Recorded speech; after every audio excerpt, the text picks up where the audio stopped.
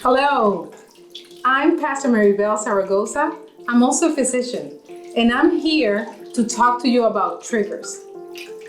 You know, we have here at the church a very special grant from the American Lung Association, and we want to help you through the struggle. We want to help you to quit smoking because we want to see you healthy, to see you prosper. We want you to get to that level, not only physically, but emotionally. So today we're going to talk about the triggers. And what are triggers? Triggers are the things that make you want to smoke. Triggers are the thing that, it could be a stressful situation. It could be sipping coffee. It could be going to a party that triggers you. So there's 4 triggers that can impact the fact that you want to quit smoking. So let's talk about those triggers today because I want to help you. I want you to be able to, that desire that you have to quit smoking, that desire that you try, you were not able. We're here to help you.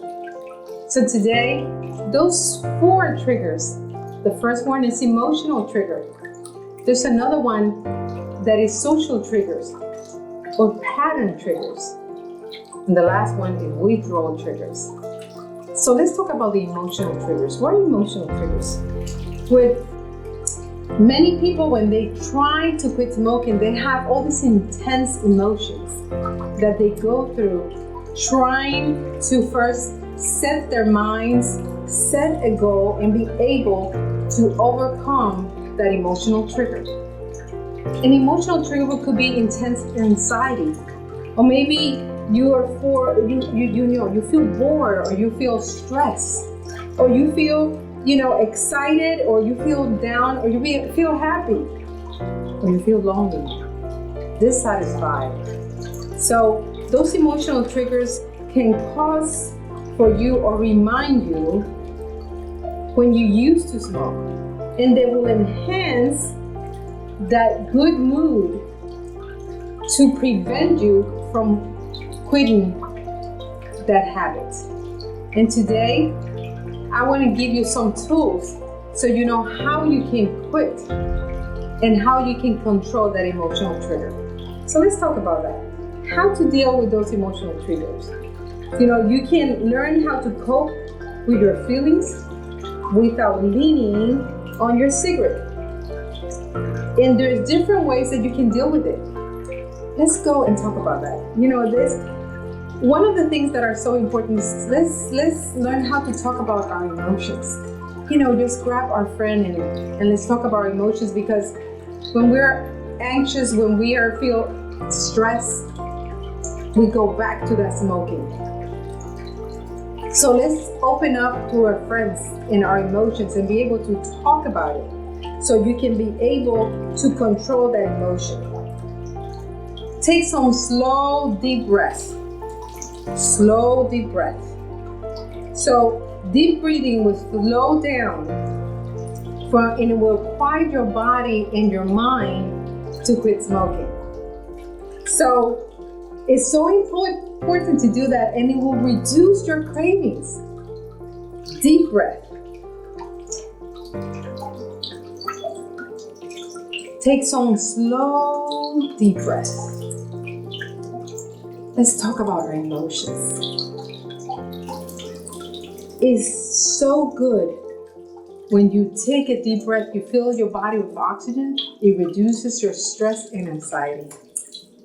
Exercise. Let's talk about exercise. Here we have a life group that we call it Let's Get in Shape, every Monday at 7 p.m. And at 6 o'clock, we talk about nutrition. And we exercise and we go together and exercise, because exercise increases your endorphins. And endorphins is so important in your body because it's a chemical in the brain that makes you feel good. So exercise is one of those things that you can use to control your emotional triggers and help you quit smoking. Because you increase that endorphin, you increase that chemical that makes you feel good. As a result, you don't think about smoking. You don't lean in that smoking. It's not a crutch that you lean to every time you're anxious, or every time you're stressed, or every time you feel dissatisfied, or every time you feel bored or excited. Something else that is very important is you listen to music that calms you down. Right now we have a little fountain that is, there's some water flowing that calms you down and release your mind and makes you relax.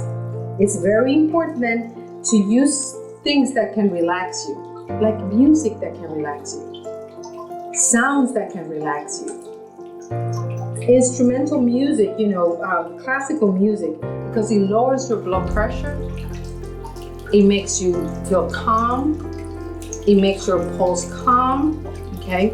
So it helps you release that emotion that is trying to take you back to that smoking. So let's talk about the second trigger. The second trigger is pattern triggers. And what is pattern triggers? Well, pattern triggers is an activity that you connect with smoking. Maybe you connect with smoking, an example is, you pick up the phone, because many people pick up the phone and they pick up a cigarette. Or they drink alcohol and they pick up a cigarette. Or they are watching TV, or you finish a meal and immediately you pick up a cigarette.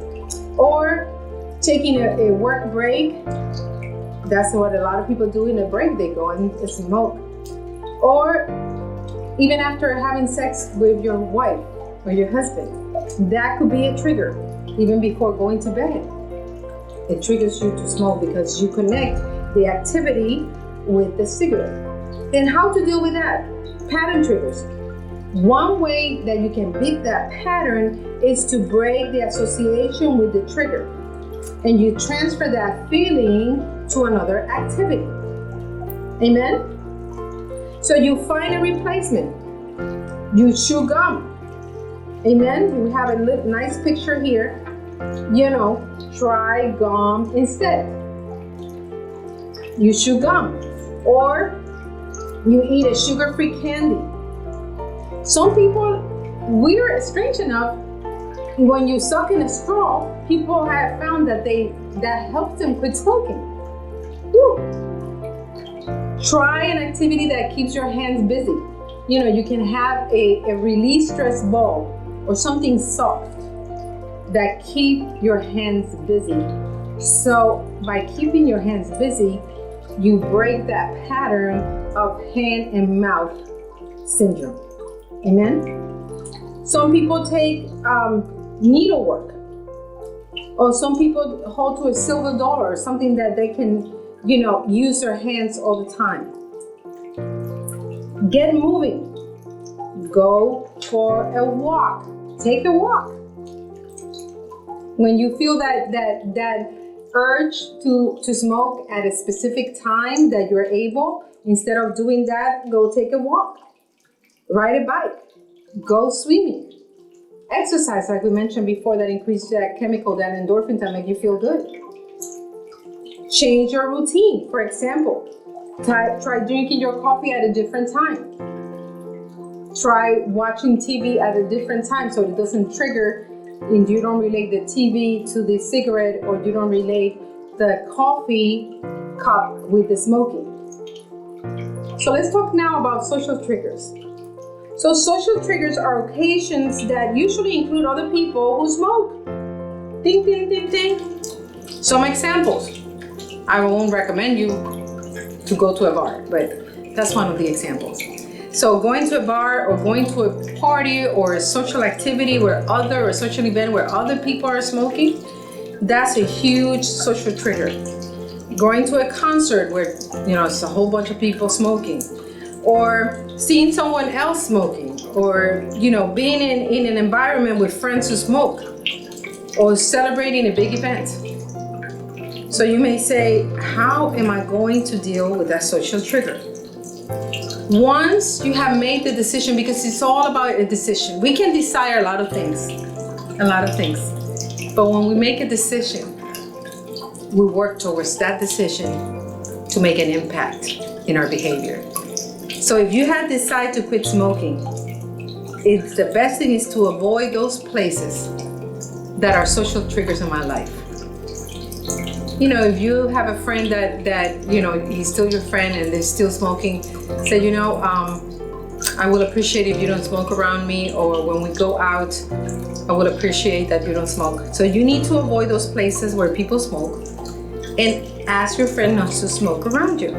If they are your friends and they want to help you, they need to cooperate with you, and it will get easier.